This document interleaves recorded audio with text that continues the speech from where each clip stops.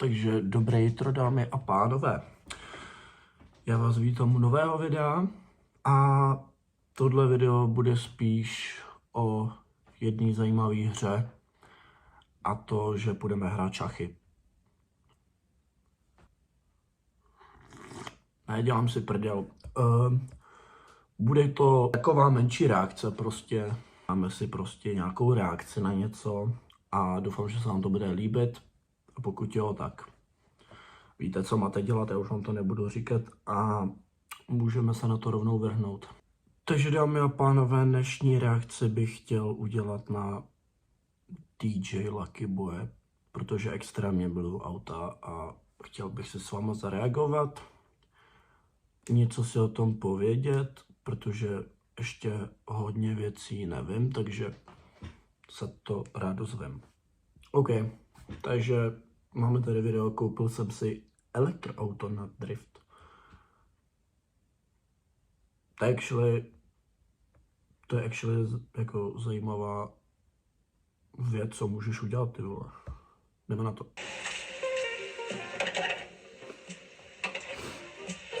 Stovku benzín, diesel. Dneska asi ne.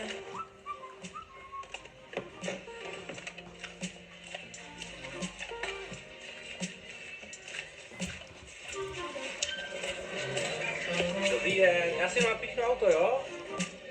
Díky.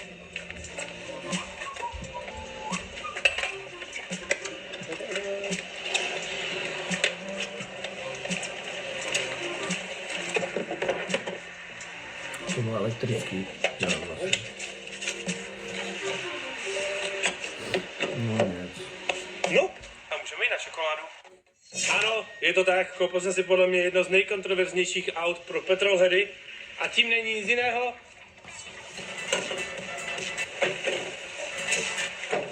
Tesla Model 3. Je to tak, rozhodli se koupit elektroauto, protože mě to zajímalo. Už jsem dlouho s Liborem Václavíkem a s Darienem z Librosu se bavil o tom, že bych to mohl zkusit. My tohle auto nebudeme využívat na to, aby s ním jezdili pro děti do školky. Teď mám takové flashbacky, že vidím to auto třeba letět po poli. A nebo potom ho třeba vidím na závodním podvozku s Weisswabem, se zavařeným diferenciálem, s hydraulickou ruční brzdou a jako drifťák na trati, který bude klepat dveře.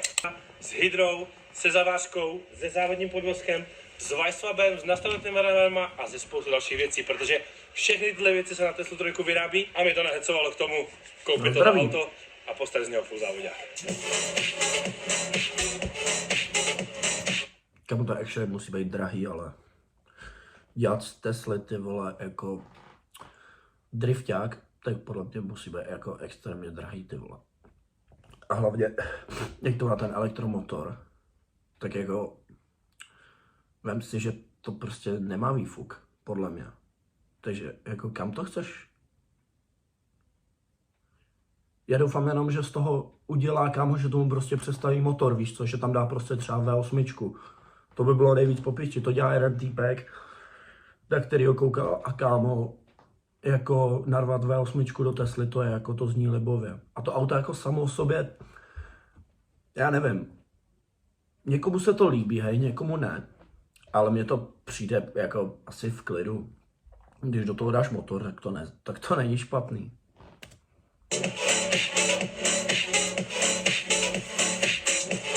Abyste věděli trošku něco o tom autě. Tesla Model 3, nejnižší model, hledali jsme nejlevnější auto, to znamená, koupili jsme podle mě, si myslím, že nejlevnější v Československu, co jsme našli. Paradoxem je, že má příplatkovou výbavu a příplatkové sedačky, což je vlastně husté. Si myslím, že jsme mega vychytali. Samozřejmě tohle auto má najeté 190 000, myslím, že do 180 nebo do 160 něco takového, je záruka na motor a na baterku, což my vlastně už nemáme, šli jsme trošku do rizika na úkor ceny, takže uvidíme, jestli se nám to vyplatí nebo ne. Úplně jednoduché věci, strašně praktický interiér, ten bílý je prostě úplně bomba pro nás. My kluci z garáže jsme vždycky čistý, krásný, bílý. Jo, ten bílý interiér je fakt pěkný, kámo, to. A baví mě ten displej, kámo, tam je prostě takhle velký displej, ty vole. To je dobrý u toho, no. Ten interiér je fakt super. Je úplně bez problému, jsou poklíčky aspoň. Další benefit, tyhle kola jsou z roztečí 5x114,3, což znamená, že všechny mají japonské kola na to padnou. Si myslím, že na léto máme co vybírat. a těším se, že s tím hodíme o zem a budeme to vozit na nějakých pěkných kolech, protože to bude mega zajímavé. Další upgrade, který určitě budeme dělat, samozřejmě. Kámo, to chce snížit. On bude být prostě lowrider, kámo, z Tesla. Tak jako to potřebuji vidět, takže. Že auto musí mít výfuk, takže tady budeme rozhodně vyřezovat na rázníku výfuk. Budeme tam nejspíš zlejší. No, jsem to říkal, kámo, Tesla prostě nemá výfuk, že jo? Takže jako, jestli do toho dá třeba motor, nebo, chápeš? Elevator systém na zvuk. Navíc tohle auto je úplně ideální na volkysy, protože tyto zadní světla na bazoši sežen to od 500 korun. Co jsem pochopil, že těch Tesla je fakt hodně, vlastně díky tomu těch náhradních dílů jen to úplně hromada. To je úplný brutál. Kufr zadní, říkám na schvál zadní, je tak obrovský, že tam dáte prostě úplně totální hromadu věcí. Navíc tady máte další úložný prostor. Tu kabel. Vepředu to samé. Určitě si o tom infotainmentu a těch věcí natočíme nějaké video a teďka ne, protože tam to je tolik, že by to byl extrém. Tady máme další úložný prostor a hrozně mě na tom baví jedna věc a to je ta, že... To si nemyslím. To ne, kámo. To nemá šanci. Nemá šanci. No, nemá šanci. To nedáš. Jsem pověrost. Kámo, napustí tam vodu a koupat se v tom? Cokoliv vás napadne, pište mi do komentářů, protože tohle auto bude... Dáš tam led a monstříky? Kamaráde. Cokoliv, co vás napadne, nám pište, protože s tím budeme dělat hrozné věci. A hrozně mě baví, že třeba tady přijeli kluci a prostě, no klidně, natoč. A prostě všichni stojí a úplně se tak jako vlastně dívají, že do prdele, co dělá Tesla na benzínce a do prdele, co s tím jako hodlá dělat a fuj, to je elektroauto. Je to elektroauto, protože v dnešní době prostě je to trendy, tak jsme to prostě zkusili. A to, že na to někdo plive, tak ať plive. Ale bohužel to musím říct, ať už to je Mercedes, ať už je to BID, ať už je to Tesla, měl jsem možnost za poslední dobu tyhle auta všechny vyzkoušet. A to je stejný vlastně wow efekt, jak u mojí C63. Taky vždycky třeba tady někdo na benzínce. Fuj, to je ten hnusný 2 litr, jo, tak to je hnus. Tak pojď, já tě svezu. A většinou z 95% lidí, když je svezu, tak změní názor. To samé byl teďka Denis. Jsem ho povozil v tom autě, okamžitě otočil a říkal, já chci Teslu. Jo, kámo, ta Tesla má zrychlení jak kráva, víš co. Jako ta Tesla, jako letí hochu. Dobrý, jde to posunout, kdy on s tím bude jezdit.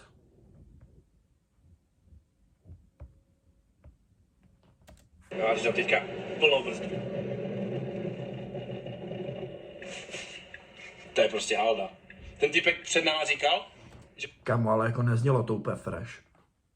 ty na to neměníš. Oleje, vlastně rozvody nic, že? A že brzdy většinou spíš zreznou, než aby si je měnil. Protože prostě ty nebrzdíš, protože ono to asi rekuperuje samo, že to auto. Samozřejmě nikdo z nás z Petrohledu to nechce jako mít na život, nebo na blbnutí, ale tyhle featurey za ty prachy, které jsou. Jako podle mě ty Tesly budou padat tak jak iPhony, že prostě si koupíš iPhone, rok a půl, 2, Vyjde nový model. no a půjde to do hajzlu, že?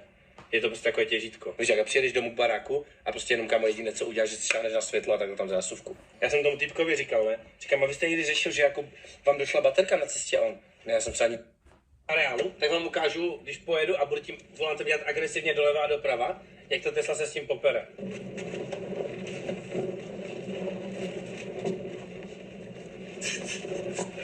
No, auto furt jede rovně, já to nechápu, kámo.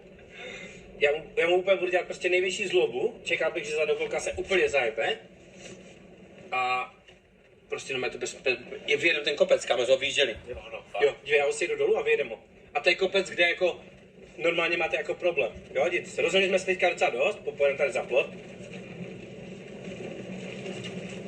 Jedu z rejdu do rejdu, kámo. Nechce se to urvat vůbec, kámo, vůbec. A to je za dokolka tady, kámo. Já to nechal. Teďka si jedeme kopec, který s bavkem na normálních gumách se zavařkou je nereálně vyjet, když vyjíždíte z půlky třeba, jo? Já jsem čekal, že tady to auto utopíme a bude to prostě boží a budeme šťastní, že jsme utopili elektroauto. No a to se nestalo. Já schválně pojedu tady tak odsad, jo? Jsme fakt jako v kopci. Dám jsem úplně podlahu, mám podlahu. Jo, děj úplně. A děj. Cože? Já to nechápu, kámo. What? Já držím podlahu celou dobu. To auto nemá, ale to nemá ani problém, kámo, jak to? Ale děj to furt zrychluje plynule, kámo. Já držím dlažku furt. To je extrém. Ten kopec je jako fakt vyhrocený a děj to teďka úplně udělal největší prasárnu tomu autu, co můžu, jo? Nic. Ty, co? Trochu vy... Kámo, to jsem třeba nevěděl. Jsem třeba nevěděl, že Tesla má jakože, když s tím prostě děláš píčoviny, jakože když s tím prostě zatáčíš kámo zleva doprava, vole. Takže to furt jako drží, jakože prostě rovně. To je jako, to je crazy, kámo. A ukážu vám ještě jednu věc, dámy a pánové, než budeme pokračovat. Víte, co je tohle? To je řidičský průkaz. Takže za rok se můžete těšit, pokud tady ještě budu na tom YouTube, že budeme vydávat i car vlogy. A budeme dělat stejný pičoviny, jak dělá tady kámo Lukáš. Takže jako máte se na co těšit. Ale musím vědět, že vás to baví. Jdeme dál. Hodit auto do smyku. Já jsem mu udělal tu nejhorší věc, kterou, když děláte s normálním autem, tak prostě se vysypete a to auto prostě jede dál, já to nechápu. Já bych to strašně chtěl jakoby na tom něco úplně jako splut, krom toho, že tady není slyšet samozřejmě. A to je jako sračka. A nemáte tady motor a nemůžete tady dělat ALS a střílení z výfuku. Tak, teď jsem zajel levým kolem do hlubokého prašana. Dám dlažku, jo? To je extrém. Rozjedem se zpátky a trhnu volant úplně maximum doleva. Nic. What? Kámo, musíme to pohřbít. Tady jsem dneska zapad s Evem, kámo. Jo, všechno. To nevidíš, že? No, tady.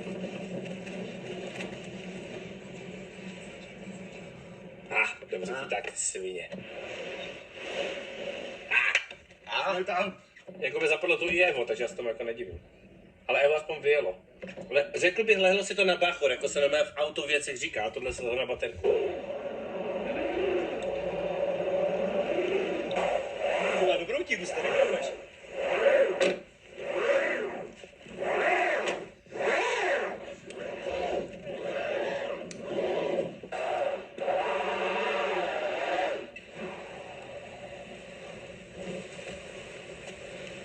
Hodili jsme to na baterku.